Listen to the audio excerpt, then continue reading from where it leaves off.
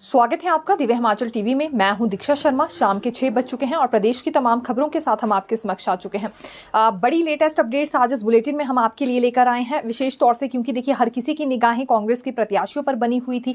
ठीक 4 बजे केंद्रीय चुनाव समिति की बैठक होनी थी और ये हाईकमान के साथ कांग्रेस नेता मुलाकात करने वाले थे। हिमाचल प्रदेश से जो 3 कांग्रेस नेता गए थे, जिसमें मुख्यमंत्री सुखविंदर सिंह सुक्खू थे, डेप्यूटी सीएम मुकेश अग्निहोत्री थे और सांसद प्रतिभा सिंह भी थी। दरअसल मीटिंग की शुरुआत ठीक 4 बजे हो गई थी और 2 सीटों पर अभी फैसला भी आ चुका है। लोकसभा सीटों को लेकर हम यहाँ बात कर रहे हैं क्योंकि जो ये केंद्रीय चुनाव समिति की बैठक बुलाई गई थी, इसमें प्रायोरिटी ही लोकसभा सीटों को लेकर दी जानी थी। तो अभी यहाँ हिमाचल प्रदेश में 4 लोकसभा सीटों पर देखिए चुनाव होने हैं, हर कोई जानता है, जिसमें से 2 पर फैसला आ चुका है और बाकी की 2 सीटों पर आखिरकार चर्चा अभी तक क्यों नहीं हो पाई, ये जानकारी हम आपको देंगे। दूसरी बड़ी बात यहाँ उपचुनावों को लेकर भी करेंगे कि आखिरकार कांग्रेस की ओर से विधानसभा उपचुनाव के लिए प्रत्याशी कब तक तय कर लिए जाएंगे। 1500 को लेकर आज एक दफा फिर मुद्दा गूंजा है और ये भाजपा प्रत्याशी कंगना रनौत की ओर से कुछ एक सवाल कांग्रेस से उठाए गए हैं, जिस पर मुख्यमंत्री सुक्खू की ओर से बार बार एक ही जवाब दिया जा रहा है। ये पलटवार मुख्यमंत्री ने 1500 को लेकर भाजपा पर क्या किया है, ये भी जानकारी हम आप तक पहुंचाने वाले हैं और पेंडिंग भर्तियों को लेकर भी देखिए बिल्कुल बात करेंगे। पेंडिंग भर्तियों के मामले में यहाँ अब राज्य चयन आयोग की ओर से कुछ और ही डिमांड रख दी गई है। तो ये जो युवा है, जिनका भविष्य लटका हुआ है, जिन्हें नौकरियां नहीं मिल रही हैं, आखिरकार और कितना ज्यादा समय इसमें लग जाएगा, सवाल क्योंकि बड़ा ये है, तो आज इसका भी हम जवाब लेकर आए हैं। लेकिन शुरुआत कांग्रेस के प्रत्याशियों से ही करना चाहेंगे क्योंकि दिल्ली में बड़ी मीटिंग हुई है केंद्रीय चुनाव समिति की और ये तो आज सुबह भी देखिए हमने आपको जानकारी दे दी थी कि स्क्रीनिंग कमेटी की ओर से और इसके अलावा सर्वे के आधार पर जो नाम सामने आए हैं उन पर ही चर्चा होनी थी। हालांकि समन्वय समिति और स्क्रीनिंग कमेटी की ओर से जो भी नाम सुझाए गए थे या सिफारिश जिन नामों को लेकर की गई थी, सबसे पहले चर्चा उन पर ही हुई है। तो बड़ी बात यह है कि देखिए मंडी संसदीय सीट से मंत्री विक्रमादित्य सिंह को ही प्रत्याशी बनाया जाएगा, यानी कि कंगना का मुकाबला विक्रमादित्य सिंह ही करने वाले हैं। हालांकि खुले तौर पर इसके संकेत पहले विक्रमादित्य सिंह ने भी दे दिए थे, प्रतिभा सिंह ने भी दिए थे और डेप्यूटी सीएम मुकेश अग्निहोत्री ने भी दे दिए थे। लेकिन अब एक तरह से पुष्टि इस पर हो गई है और आज शाम तक ही इस सीट पर नोटिफिकेशन भी जारी कर दी जाएगी। ये एक सीट है जिस पर फैसला हो गया है, विक्रमादित्य सिंह को मंडी संसदीय सीट पर प्रत्याशी के तौर पर उतारा जा रहा है। दूसरी बड़ी बात करना चाहेंगे शिमला सीट को लेकर। हालांकि इस सीट पर सबसे ज्यादा पेच फंसा था और नाम यहां वीरेंद्र कश्यप का भी सामने आ रहा था, लेकिन ये दायित्व वीरेंद्र कश्यप को ना देते हुए देखिए जो विनोद सुल्तानपुरी है और अभी सिटिंग एमएलए हैं कसौली से, उन्हें यह जिम्मा अब यहां पर दे दिया गया है। विनोद सुल्तानपुरी ही अब शिमला संसदीय सीट से चुनाव लड़ने जा रहे हैं। हालांकि ये पहले मानकर हर कोई चल रहा था कि सिटिंग एमएलए पर कांग्रेस दाव नहीं खेलने वाली है, लेकिन बिल्कुल इससे विपरीत यहां पर स्थिति देखिए नजर आई है। चर्चाएं खैर थी विनोद सुल्तानपुरी के नाम पर भी, लेकिन वीरेंद्र कश्यप का नाम ज्यादा चर्चाओं में था क्योंकि पूर्व में भी सांसद रह चुके हैं, लेकिन ऐसा हुआ नहीं। विनोद सुल्तानपुरी पर ही कांग्रेस अब शिमला संसदीय सीट से दांव खेलने जा रही है। 2 सीटों पर फैसले हो चुके हैं, मंडी संसदीय सीट पर भी और शिमला संसदीय सीट पर भी।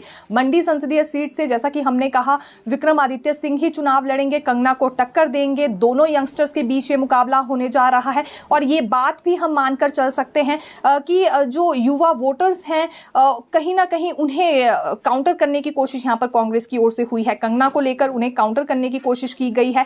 यंगस्टर्स जितने भी हैं, सबसे पहले रुझान उनका कंगना की ओर देखने के लिए मिल रहा था क्योंकि जब भी कोई युवा नेता देखिए फील्ड पर उतरता है तो सबसे ज्यादा उम्मीदें यंगस्टर्स की उससे बन जाती है, चाहे नौकरी पेशे को लेकर बात हो या फिर अन्य मुद्दों को लेकर बात हो। लेकिन विक्रमादित्य सिंह जो कि कंगना रनौत से भी ज़्यादा यंग है, तकरीबन अगर कंगना की उम्र की बात करें तो 37 साल की हैं और विक्रमादित्य सिंह 34 साल के हैं। ऐसे में पहले भी काफ़ी ज़्यादा क्रेज़ युवाओं में रहा है विक्रमादित्य सिंह को लेकर और अब यही चुनाव लड़ने वाले हैं कंगना के मुकाबले। तो एक कांटे की टक्कर होने वाली है, काफ़ी ज़्यादा रोचक हम कह सकते हैं ये मुकाबला हमें देखने के लिए मिलेगा। तो 2 सीटों पर तो फैसला हो गया, लेकिन बाकी की 2 सीटों पर क्यों नहीं हुआ, अब ये भी तो बड़ा सवाल है। और आज की तो बैठक ही क्योंकि लोकसभा के प्रत्याशियों को तय करने के लिए रखी गई थी दिल्ली में केंद्रीय चुनाव समिति की, तो अभी देखिए कांगड़ा से क्योंकि आशा कुमारी का नाम आगे चल रहा था, स्क्रीनिंग कमेटी की ओर से भी इसी नाम पर सिफारिश की गई थी। और दूसरी बड़ी बात करना चाहेंगे हमीरपुर सीट से, तो सतपाल रायजादा का नाम सामने आ रहा था, लेकिन कांग्रेस हाईकमान में भी कुछ नेताओं का ये मानना है कि अभी इसमें चर्चा की और ज्यादा जरूरत है, इसलिए थोड़ा सा समय और लिया जाएगा। तो आज शाम तक 2 ही सीटों को लेकर नोटिफिकेशन होगी, जो कि एक शिमला संसदीय सीट है और एक मंडी संसदीय सीट है। मुख्यमंत्री सुक्खू, डेप्यूटी सीएम मुकेश अग्निहोत्री और सांसद प्रतिभा सिंह तीनों मीटिंग में शामिल होने के लिए गए थे। इनकी ओर से भी राय मशवरा दिया गया है और आखिर में अब जो नाम फाइनल किए जाएंगे बाकी की 2 सीटों को लेकर और उपचुनावों को लेकर भी जो प्रत्याशी तय होंगे वो कांग्रेस राष्ट्रीय अध्यक्ष मल्लिकार्जुन खड़गे की ओर से ही नाम तय किए जाएंगे, जिसे लेकर हमें थोड़ा सा और इंतजार करना होगा। लेकिन हिमाचल प्रदेश में हॉट सीट तो अभी देखिए मंडी संसदीय सीट ही मानी जा रही है। फिलहाल वहां के लिए हर किसी की निगाहें बनी हुई थी कि आखिरकार कौन ये प्रत्याशी होगा, तो विक्रमादित्य सिंह का नाम अब तय हो चुका है और इसका मतलब भी आप समझ लीजिए अगले कल से विक्रमादित्य सिंह भी अब फील्ड पर डटने वाले हैं। ये बात उन्होंने पहले ही कह दी थी कि जैसे ही उनके नाम को लेकर पुष्टि होगी या फिर ये केंद्रीय चुनाव समिति की बैठक में जैसे ही उनका नाम फाइनल हो जाएगा तो अगले दिन से ही वो भी फील्ड पर उतरने वाले हैं। कंगना रनौत पिछले 2 हफ्ते से प्रचार प्रसार कर रही हैं, कई तरह के बड़े बयान भी दे रही हैं। अब विक्रमादित्य सिंह की बारी होगी, उनके साथ कितनी भीड़ जुटती है, जनसभाओं में कितनी भीड़ देखने के लिए मिलती है, क्या नए वादे वो करते हैं, क्या नई योजनाएं मंडी के लिए अनाउंस करते हैं, इस पर हर किसी की निगाहें रहेंगी और कंगना रनौत के सवालों का जवाब भी यहाँ विक्रमादित्य कैसे देंगे ये भी देखना देखिए काफी ज्यादा रोचक रहने वाला है। आज की क्योंकि देखिए सबसे बड़ी खबर ये थी इसलिए शुरुआत में ही हमने आपके साथ ये अपडेट साझा की है। अब बारी बारी से एक अपडेट आपको देंगे क्योंकि पेंडिंग रिजल्ट को लेकर हर किसी में इंतजार बना हुआ है। ये जानकारी भी लेकर आए हैं, लेकिन शुरुआत मौसम से करना चाहेंगे क्योंकि अगले 7 दिनों तक बारिश बर्फबारी के आसार है। ऑरेंज अलर्ट जारी किया गया है। विशेष तौर से 14 और 15 अप्रैल को ऊपरी क्षेत्रों में भारी बारिश बर्फबारी के आसार हैं। स्ट्रॉन्ग वेस्टर्न डिस्टर्बेंस एक्टिव होने वाली है जिस वजह से मौसम में फिर एक दफ़ा परिवर्तन आने वाला है। तो मौसम विज्ञान केंद्र की ओर से यही एडवाइजरी जारी की गई है कि ज़्यादा ऊंचाई वाले क्षेत्रों में ना जाएं। वोकेशनल शिक्षकों ने एक दफ़ा फिर शिक्षा मंत्री रोहित ठाकुर से मुलाकात की है और नियमितीकरण की ये मांग उठा रहे हैं। शिक्षा मंत्री का कहना है अभी कोड ऑफ कंडक्ट चल रहा है, बाद में इनकी रेगुलर पॉलिसी को लेकर भी कोई ना कोई रास्ता निकालेंगे।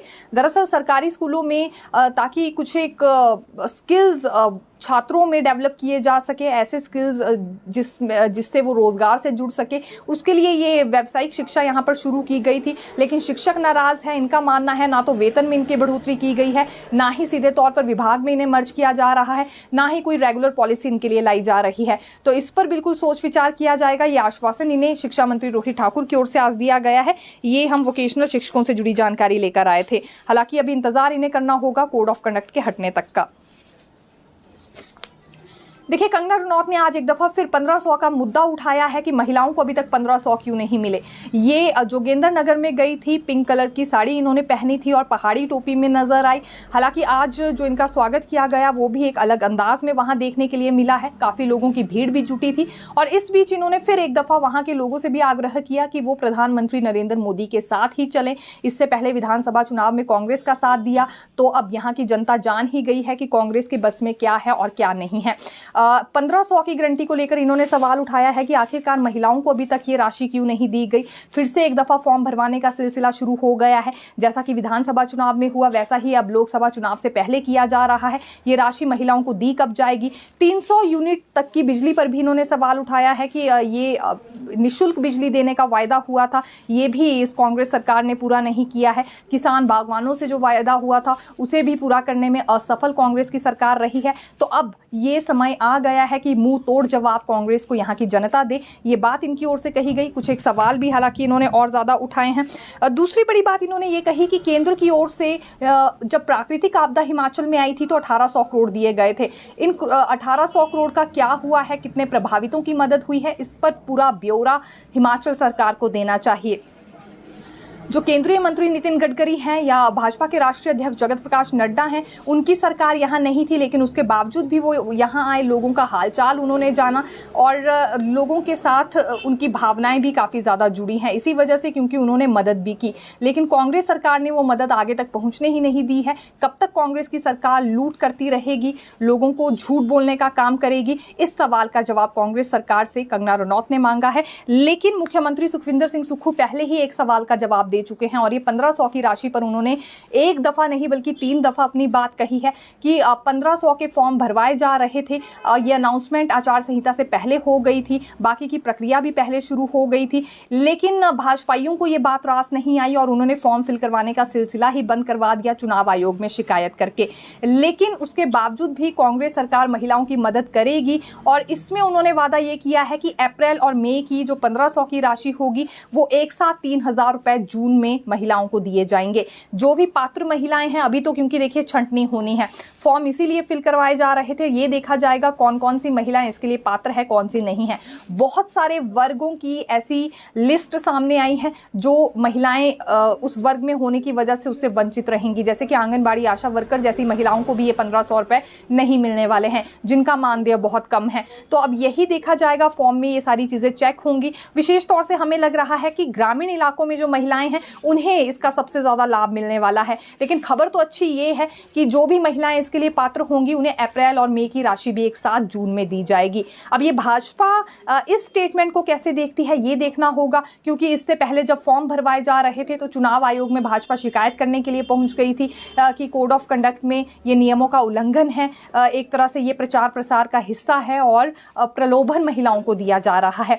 लेकिन बड़ी बात यह है कि ये जो अब अप्रैल और मई का वादा भी मुख्यमंत्री सुक्खू ने कर दिया है, भाजपा इसे किस तरह से देखती है, क्योंकि एक तरह से ये भी जो अनाउंसमेंट मुख्यमंत्री की ओर से की गई है, मतलब यही है कि भले ही जून से राशि मिलना शुरू होगी लेकिन पिछले 2 महीनों की राशि भी तो महिलाओं के अकाउंट में आनी ही है। लेकिन सबसे बड़ा सवाल कि इसके लिए कितनी महिलाएं पात्र होंगी। फॉर्म तो ग्रामीण इलाकों में हर महिला अभी भरती हुई नजर आ रही है, शहर में भी हर महिला की ओर से ये फॉर्म भरा जा रहा है।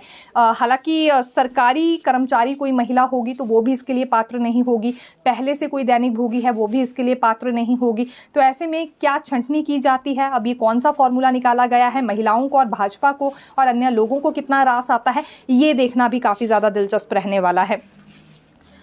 देखिए, चुनाव आयोग तक कई शिकायतें कांग्रेस की ओर से भी पहुंच चुकी है और कई भाजपा की ओर से भी, और इसी बीच नेता प्रतिपक्ष जयराम ठाकुर एक दफा फिर चुनाव आयोग का दरवाजा खटखटाने वाले हैं। दरअसल जो कांग्रेस के कोऑर्डिनेटर हैं और वरिष्ठ अधिवक्ता हैं के वर्मा, उनकी ओर से शिकायत की गई है कंगना रनौत के खिलाफ कि उन्होंने मंत्री विक्रमादित्य सिंह के लिए पप्पू जैसे शब्द का इस्तेमाल किया। ये उचित नहीं है, ये भी नियमों का उल्लंघन है और इस पर चुनाव आयोग हरकत में भी आया है। चुनाव आयोग ने डीसी मंडी और डीसी कुल्लू से विस्तृत रिपोर्ट इस बारे में मंगवा ली है। तो अब नेता प्रतिपक्ष जयराम ठाकुर का कहना है कि इस बारे में वो चुनाव आयोग जाएंगे, जो शिकायत की गई है वो उचित नहीं है, क्योंकि पप्पू किसी तरह की कोई गाली नहीं है, बल्कि प्यार से कंगना रनौत ने पप्पू जैसे शब्द का इस्तेमाल किया था। दरअसल कंगना भी यही कह रही हैं कि विक्रमादित्य सिंह को वो अपना छोटा भाई मानती हैं, इसलिए प्यार से उन्होंने उन्हें पप्पू बुलाया। लेकिन इस पर राजनीति, देखिए इस पप्पू शब्द पर राजनीति काफी ज्यादा गर्माती हुई नजर आ रही है। अब नेता प्रतिपक्ष जयराम ठाकुर एक दफा फिर चुनाव आयोग जाने की बात कर रहे हैं। एक और तंज इनकी ओर से कसा गया है, जिसमें ये हम तंज भी कह सकते हैं और नया दावा भी कह सकते हैं, क्योंकि नेता प्रतिपक्ष का ये नया दावा है कि 4 जून को सिर्फ केंद्र में ही भाजपा की सरकार नहीं बनेगी बल्कि हिमाचल में भी भाजपा की सरकार बनने जा रही है। क्योंकि हकीकत ये है उनके मुताबिक कि अभी कोई भी सरकार हिमाचल में नहीं है। प्रचंड बहुमत होने के बावजूद भी राज्यसभा सांसद की सीट ये सरकार नहीं बचा पाई। अपना बजट पारित करने के लिए 15 बीजेपी के एमएलएज को निष्कासित कर दिया गया। नौबत यहाँ तक पहुंच गई है तो सरकार बची ही कहां है, इनके पास बहुमत ही कहां है। इसीलिए 4 जून को भाजपा की सरकार हिमाचल में बन रही है। इस दावे के साथ भी नेता प्रतिपक्ष जयराम ठाकुर नजर आ रहे हैं। देखिए, खरीद फरोख्त को लेकर 2 लीडर्स पर एफआईआर दर्ज हुई थी। इसमें हालांकि एक लीडर है निर्दलीय विधायक आशीष शर्मा और दूसरे चैतन्य शर्मा के पिता थे राकेश शर्मा। और अब इसे लेकर सुधीर शर्मा की ओर से आरोप ये लगाया जा रहा है कि पुलिस ने भी इसमें अपना काम सही से नहीं किया है और सीपीएस संजय अवस्थी, इसके अतिरिक्त जो भुवनेश्वर गौड़ है, उनकी ओर से भी गलत जानकारी इसमें दी गई। आशीष शर्मा की उम्र इसमें 30 साल की लिखवाई गई है और जो गगरेट से पूर्व विधायक चैतन्य शर्मा थे, उनके पिता की उम्र भी इसमें 30 साल लिखवाई गई है, जबकि वो रिटायर्ड आईएएस अधिकारी हैं। यह हास्यास्पद है, पुलिस भी अपना काम सही से करना नहीं जानती है। ये सवाल उन्होंने उठाए हैं। और दूसरी बड़ी बात उन्होंने मुख्यमंत्री सुक्खू पर भी कही है कि बार बार वो एक ही ऐलान कर रहे हैं कि मुख्यमंत्री ने उस दुकान का भी पता लगा लिया है जहां से पैसे भरने के लिए अटैची इन बागी विधायकों ने खरीदी थी। लेकिन अगर ऐसा कुछ है तो उन्हें साक्ष्य भी दिखाने चाहिए। वो केवल आरोप पर आरोप लगा रहे हैं और इस एफआईआर पर भी उन्होंने सवाल उठाए और ये भी कहा कहा कि 30 साल की उम्र लिखवाने वाले दो नेता जो वहां पहुंचे थे, अंदाजा लगाया जा सकता है दोनों ही मुख्यमंत्री के करीबी हैं और हिमाचल प्रदेश की बागडोर ऐसे कमजोर व्यक्तियों के हाथ में है। तो हिमाचल प्रदेश कैसे सेफ रह सकता है, ये कुछ एक बातें अपनी वीडियो के जरिए उन्होंने कही है। हालांकि इस पर एसपी शिमला की ओर से जवाब सामने आ गया है। एसपी शिमला संजीव गांधी ने ये क्लियर किया है कि जो सुधीर शर्मा की ओर से एफआईआर दिखाई जा रही है वो एक फर्जी डॉक्यूमेंट है, न जाने वो किसने बनाया है और उसे सभी में बांटने का काम इनकी ओर से हो रहा है। ओरिजिनल जो एफआईआर दर्ज हुई है उसमें उम्र से लेकर सभी जानकारी बिल्कुल सही लिखी गई है। और देखिए, अब अपनी इस बात को लेकर एक बार फिर पुलिस के घेरे में सुधीर शर्मा भी आ सकते हैं अगर सच में ये डॉक्यूमेंट फर्जी निकलता है जिसे वो बार बार वीडियो में दिखा रहे हैं या जिसका जिक्र कर रहे हैं। भाजपा की ओर से 9 विधानसभा क्षेत्रों में चुनाव प्रभारी नियुक्त कर दिए गए हैं। ये कांग्रेस का मानना है कि अभी 6 उपचुनाव ही होने हैं, लेकिन भाजपा का ये मानना है कि 6 नहीं बल्कि 9 उपचुनाव होने वाले हैं। जो 3 निर्दलीय विधायकों के हलके हैं वहां पर भी उपचुनाव होकर रहेगा, जिस वजह से 9 के 9 हलकों में इन्होंने अपने चुनाव प्रभारी भी उतार दिए हैं। कहां से कौन है आपको जानकारी दे देते हैं। लाहौल स्पीति से जिन्हें चुनाव प्रभारी बनाया गया है वो महेंद्र सिंह ठाकुर है, पूर्व में मंत्री रह चुके हैं। हालांकि इससे पहले जब देखिए विधानसभा चुनाव हुए थे तो ये अपने बेटे की बदौलत चुनावों से ही बाहर हो गए थे, लेकिन अब जिम्मा लाहौल स्पीति में इन्हें दे दिया गया है। और लाहौल स्पीति में उपचुनाव के लिए गेम भी काफ़ी ज़्यादा टफ मानी जा रही है, क्योंकि रामलाल मार्कंडे भी काफ़ी ज़्यादा आक्रोश में नजर आ रहे हैं। दूसरी ओर रवि ठाकुर भाजपा की ओर से प्रत्याशी रहने वाले हैं और अब माना ये जा रहा है कि कांग्रेस की ओर से कोई और ही वहां पर प्रत्याशी हो सकता है। तो अगर निर्दलीय भी रामलाल मार्कंडा चुनाव लड़ते हैं तो वहां पर नजर रखना काफ़ी ज़्यादा ज़रूरी है, जिस वजह से इतने वरिष्ठ नेता महेंद्र सिंह ठाकुर को ही देखिए जिम्मा दिया गया है। धर्मशाला से चुनाव प्रभारी पवन काजल को बनाया गया है। ये तो हम सीधे तौर पर मानकर चल सकते हैं, ओबीसी फैक्टर पर बिल्कुल ध्यान दिया गया है, जिस वजह से पवन काजल को भी देखिए ये बड़ा जिम्मा दे दिया गया है। देहरा से चुनाव प्रभारी विक्रम ठाकुर हैं, ये भी पूर्व में मंत्री रह चुके हैं। हालांकि देखिए यहाँ पर निर्दलीय सीट है, होशियार सिंह यहाँ से चुनाव लड़ेंगे भाजपा की ओर से, लेकिन वो तो तब संभव है जब ये कोर्ट वाला पूरा मैटर सॉर्ट आउट होगा। तो अभी यहाँ पर चुनाव होता है या नहीं इस पर हम कुछ नहीं कह सकते। ये केवल भाजपा की ओर से ही दावा किया जा रहा है कि इस निर्दलीय सीट पर भी लोकसभा चुनावों के साथ ही उपचुनाव होने वाला है। गगरेट से चुनाव प्रभारी राजेश ठाकुर जी को बनाया गया है। ये प्रदेश सचिव और पूर्व में विधायक रह चुके हैं। कुटलैहड़ से सतपाल सिंह सत्ती को चुनाव प्रभारी बनाया गया है और सुजानपुर से जो चुनाव प्रभारी हैं वो राकेश चमवाल हैं। हालांकि ये विधायक भी हैं और मुख्य प्रवक्ता भी हैं। बड़सर से भी यहाँ पर चुनाव प्रभारी बनाए गए हैं त्रिलोक जम्वाल, जो कि विधायक हैं। और एक बात और है, ये भी क्योंकि इंडिपेंडेंट सीट है, अब ऐसे में यहाँ भी चुनाव होता है या नहीं इस पर हम कुछ नहीं कह सकते। अगर चुनाव हुआ तो बड़सर से आईडी लखनपाल, जिन्होंने क्रॉस वोटिंग की थी और सदस्यता जिनकी रद्द कर दी गई थी, यही भाजपा के प्रत्याशी होंगे, जो कि सीधे तौर पर कांग्रेस से बागी हुए थे। ये हम मानकर चल सकते हैं, ये भी हम शब्दों का इस्तेमाल कर सकते हैं। हमीरपुर से चुनाव प्रभारी महेंद्र धर्मानी को बनाया गया है, जो कि प्रदेश प्रवक्ता हैं। और नालागढ़ से चुनाव प्रभारी सुरेश चंदेल जी को बनाया गया है। ये पूर्व में भाजपा के प्रदेश अध्यक्ष रह चुके हैं और जैसा कि आप सभी जानते भी होंगे इंडिपेंडेंट ही ये सीट है। तो अभी 3 सीटों को लेकर भी यहाँ देखिए भाजपा की ओर से दावा किया जा रहा है। 3 निर्दलीय सीटों को लेकर इन्होंने चुनाव प्रभारी नियुक्त कर दिए हैं और हर बार भाजपा की ओर से ऐसे ही कदम उठाए जाते हैं जहाँ पहले ही इनकी ओर से तैयारियों का या बाकी प्रक्रियाओं को पूरा करने का सिलसिला शुरू हो जाता है। कांग्रेस की ओर से अभी तक प्रत्याशी भी तय नहीं हुए हैं और यहाँ इन्होंने चुनाव प्रभारी तक नियुक्त कर दिए हैं। अब यंगस्टर्स पर आना चाहेंगे। पेंडिंग भर्ती से रिलेटेड हम बड़ी अपडेट आज लेकर आए हैं, क्योंकि राज्य चयन आयोग ने कमेटी की मांग की है। दरअसल क्लास 3 की भर्तियों का रिजल्ट घोषित करना है, जिसके लिए डॉक्यूमेंट वेरिफिकेशन भी पूरी करनी है। तो इसी वजह से यहाँ कमेटी की मांग राज्य चयन आयोग की ओर से उठाई जा रही है कि जितनी भी भर्तियां हैं इनसे संबंधित विभागों की ओर से अतिरिक्त स्टाफ दिया जाए, क्योंकि राज्य चयन आयोग के पास अभी स्टाफ कम है। डॉक्यूमेंट वेरिफिकेशन प्रक्रिया जल्दी पूरी हो सके, इसलिए सरकार से इन्होंने मांग उठाई है कि कमेटियों का गठन होना चाहिए। हालांकि कार्मिक विभाग को ही अभी ये पत्र जारी हुआ है। दूसरी बड़ी बात जीओएआईटी पोस्ट कोड 817 को लेकर कर लेते हैं, क्योंकि आचार संहिता लागू होने से पहले ही आदेश जारी हो गए थे कि जल्द से जल्द इस पोस्ट कोड का रिजल्ट घोषित किया जाए, लेकिन ये मैटर भी अभी कार्मिक विभाग और विधि विभाग के बीच में ही है। जल्द ही राज्य चयन आयोग को भी ये चिट्ठी चली जाएगी, कार्मिक विभाग की ओर से दावा किया गया है। तीसरी बड़ी बात, नई परीक्षाएं कब से शुरू होंगी, इसके लिए दरअसल एजेंसी तय करने के लिए टेंडर जारी हुए हैं राज्य चयन आयोग की ओर से। और ये 27 अप्रैल को फाइनल बिड खुलेगी। फिर पता चलेगा कि कंप्यूटर बेस्ड टेस्ट के लिए कितनी कंपनियों ने आवेदन किया है। सीबीटी प्रणाली क्योंकि लागू करनी है परीक्षाओं में, तो उसके लिए कुछ एक एजेंसीज हायर करने की बात हो रही थी। टेंडर जारी किया गया है और कुछ एक आवेदन आ गए हैं, कुछ और आने हैं। तो 27 अप्रैल तक ये भी फाइनल हो जाएगी बात कि किस कंपनी को ये जिम्मा यहाँ पर दिया जाता है, यानी कि किस एजेंसी को हायर किया जाता है राज्य चयन आयोग की ओर से कंप्यूटर बेस्ड टेस्ट प्रणाली लागू करने के लिए। मुख्यमंत्री सुखविंदर सिंह सुक्खू की एक और शिकायत पहुंची है चुनाव आयोग के पास और चुनाव आयोग इस शिकायत में भी हरकत में आ गया है। ये शिकायत दरअसल बीजेपी के state office secretary Pramod Thakur की ओर से की गई है, जिसमें उनका ये मानना है कि सेरा रेस्ट हाउस में ये प्रचार प्रसार कर रहे थे। पंचायत के कुछ प्रतिनिधियों से मिले हैं और पंचायत के प्रतिनिधियों से मुलाकात के दौरान कुछ मुद्दे भी इन्होंने उठाए हैं।